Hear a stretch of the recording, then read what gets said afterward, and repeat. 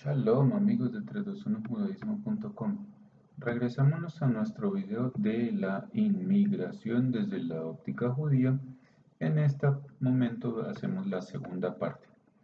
Esta segunda parte vamos a continuar mirando la migración hacia América específicamente. Y también más adelante hablaremos de la opinión de la Torá. Comencemos con Bolivia. Bolivia tiene una presencia judía que data desde el inicio de la época colonial. Durante el siglo XVI, uno de los principales destinos de los judíos sefarditas conversos en América era Santa Cruz de la Sierra, en la actual Bolivia. Hacia el año 1557, varios judíos conversos del Paraguay y de Buenos Aires partieron junto con el conquistador Nuño de Chávez y estuvieron entre los pioneros que fundaron la ciudad de Santa Cruz de la Sierra y se extendieron posteriormente hacia las regiones y ciudad de Potosí y La Paz. Aprovechando que Santa Cruz no fue acosada por la Inquisición, los sefarditas de allí también se establecieron en los pueblos aledaños de Valle Grande, Postervalle, Portachuelo, Terevino, Pucará y Cotorá, entre otros.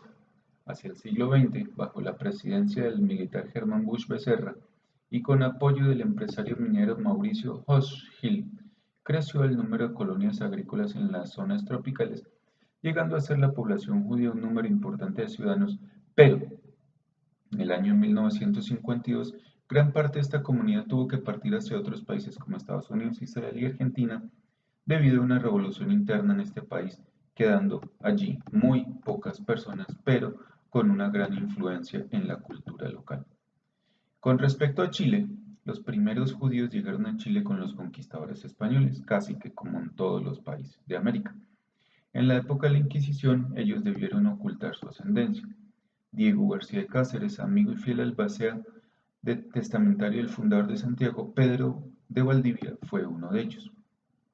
Según la propia comunidad judía en Chile, entre los descendientes más prominentes del español están el general José María Miguel Carrera y Diego Portales. En esta época, el personaje de origen judío más destacado fue el médico cirujano Francisco Maldonado de Silva, uno de los primeros directores del Hospital San Juan de Dios, quien fuera acusado por sus hermanas cristianas sinceras de intentar convertirlas al judaísmo. Maldonado se declaró abiertamente judío, lo que le valió la condena de ser quemado vivo en la hoguera, 1639. Cuando la Inquisición desaparece, se destaca también la aparición de Manuel de Lima y Sola, quien fue uno de los socios fundadores del pionero Cuerpo de Bomberos de Valparaíso en 1851, y el fundador de la masonería chilena al crear la primera logia francmasónica llamada la Unión Fraternal 2 años después. Hacia 1920 ya se calculaba que había unas 300 familias judías en la ciudad de Temuco y que fue la primera ciudad chilena en tener una sinagoga, un club israelí y actualmente la comunidad tiene varios colegios, un policlínico público, 2 hogares de ancianos, dos estadios israelíes en Santiago en Viña, la bomba de bomberos Israel en Ñuñoa y varios centros israelíes a lo largo del país, al igual que varios cementerios. Se calcula que la presencia judía está en el orden de los 100.000 personas. En el Perú, también la inmigración judía se remonta a la conquista de los españoles. Sin embargo, no existen cifras fidedignas de la presencia judía hasta el siglo XIX, cuando comenzaron a llegar principalmente desde Alemania y de Rusia. Para esta época, siglo XIX, se tienen registros de actividades comerciales como Jacobo Stein y Compañía Limitada, la dulcería Failes y Blanc, la cigarrería José Cohen y sus hermanos, y los registros de la actividad de la Sociedad Israelita de Beneficencia Sefardí. En el año 1923, época de grandes migraciones de indígenas y provincianos peruanos hacia las ciudades de la costa, se prohíbe la inmigración de asiáticos, pero para ese entonces ya se registraba una segunda inmigración judía que trajo al Perú unos 2.000 más, procedentes de Rusia, Rumania, Polonia y Turquía, entre otros. Se tienen también registros que para el año 1938 fue fundada por la comunidad judía la Orquesta Sinfónica Nacional, la cual por muchos años fue dirigida por Theo Buchwald. También se documenta la influencia de judíos marroquíes provenientes de Manaos y Belén de Pará, en Brasil, quienes llegaron navegando a través del Amazonas en busca de fortuna. en la época del caucho. Ellos convirtieron a Iquitos en el principal centro de exportación de caucho y de importación de bienes europeos por medio del trueque.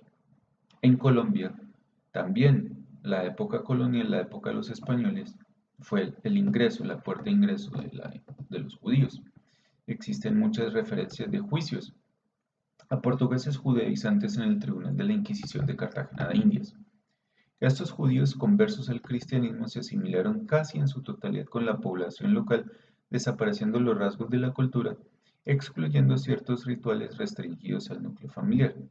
Ya en la primera mitad del siglo XIX, como sucedió en el Perú, se vuelve a notar la llegada de inmigrantes judíos a Colombia. En este caso, ellos provenían de Curazao y otros territorios holandeses en el Caribe, de Francia y Alemania con ascendencia primordialmente sefaradí. Ellos se asentaron principalmente en la costa atlántica, en donde estaba permitida la vivienda a lo que entre paréntesis se conoció como los miembros de la nación hebrea durante los primeros días de la República.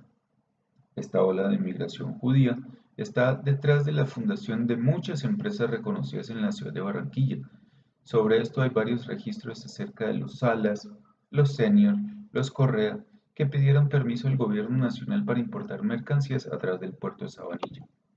Una nueva inmigración de judíos, una nueva ola, se registra entre los años 1920 a 1925, cuando las restricciones de migración en los Estados Unidos se hicieron muy evidentes y muy fuertes. Sin embargo, en Colombia, la comunidad judía no sobrepasa las 6.000 almas. En otras naciones, es muy pobre la información que se tiene, por ejemplo, la presencia judía en los territorios británicos del Caribe. Muy pobres, miembros pobres de lo que se llamó la nación, fueron enviados por las comunidades de Ámsterdam y Londres o expulsados de Recife y Pernambuco. Fueron autorizados por el Council of Foreign Plantations de Londres para trabajar en la isla de Barbados en 1655 y también en Jamaica, con algunas restricciones económicas y legales, hasta que, en el año 1740, el Parlamento promulgó la Ley de Neutralización y Naturalización Generalizada. Se dice que el primer judío que llegó a Curazao, o los registros, es Samuel Cohen. Este personaje oficiaba de intérprete a bordo de la flota holandesa bajo el comando de Johan van Falbeck, quien conquistó la isla y que estaba en poder de los españoles en el año 1634. La inmigración se estableció en 1651 cuando Joao de Jeylan trajo el primer grupo de colonos judíos, los cuales prosperaron a través de los siglos, desempeñando sus importantes roles en los eventos históricos en la independencia de la República Dominicana. Hacia el año 1745 la población hebrea de Curazao era de 1.400 habitantes, mientras que hoy apenas sobrepasan los 500. En el año 1754, por un permiso especial de los reyes de Holanda, Mosés Salomón Levi Maduro, un miembro prominente de una familia judía sefardí portuguesa de Curazao, se estableció en Aruba con su esposa y sus hijos. Los Maduro permanecieron en la isla hasta 1816. Moisés Salomón Levi Maduro trabajó para la Compañía de Indias Occidentales Holandesas, Dutch West Indian Company, y fundó una filial en Aruba para que en el año 1994 la naviera Maduro Sons celebrara con orgullo 250 años de colonización judía por sus antepasados. La presencia formal de los judíos en Santo Domingo ocurre a inicios de los años 1800 y con más significado durante la dominación haitiana de Jean-Pierre Bourget, 1822 a 1844. En el viejo cementerio de Santo Domingo de la Ciudad Nueva se conserva la lápida funeraria que reza así: Jacobo Pardo, nació en Ámsterdam y muerto el 6 de diciembre de 1826, con 46 años, es el testimonio del primer entierro hebreo que se tenga noticias. Ahora, Estados Unidos. Aunque el primer judío registrado en el suelo americano fue Joachim Gans en 1584, se habla también de registros acerca de Luis de Carvajal y Cueva, quien fue un conquistador español y converso que con su familia se ubicó por primera vez en lo que hoy es Texas en el año 1554.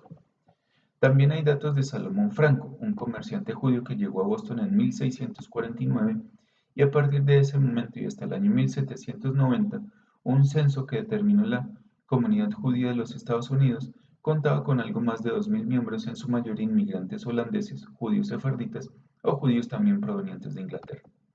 Esta comunidad fue creciendo hasta llegar a los 15.000 en 1840 y alrededor de 250.000 en 1880.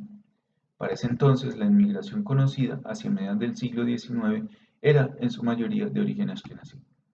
En 1880 y entre el comienzo de la Primera Guerra Mundial en 1914 ya había 2 millones de judíos que hablaban el yiddish, provenientes de Rusia, Polonia, Lituania, Bielorrusia, Ucrania y Moldavia.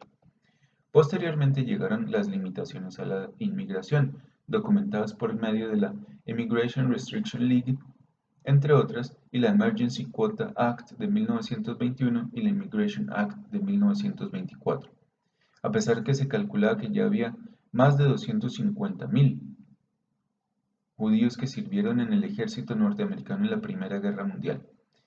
A pesar de las leyes migratorias, esto no fue suficiente para que más o menos hacia el año 2005 se calculara una población superior de 5.3 millones de judíos viviendo en los Estados Unidos. Bueno, así concluimos una segunda parte. En nuestro tercer video hablaremos de qué es lo que dice la Torá. Nos despedimos con un cordial shalom y esperamos sus preguntas en nuestro correo 321judaismo@gmail.com o un me gusta en el resto de redes sociales y la suscripción en nuestro canal de YouTube.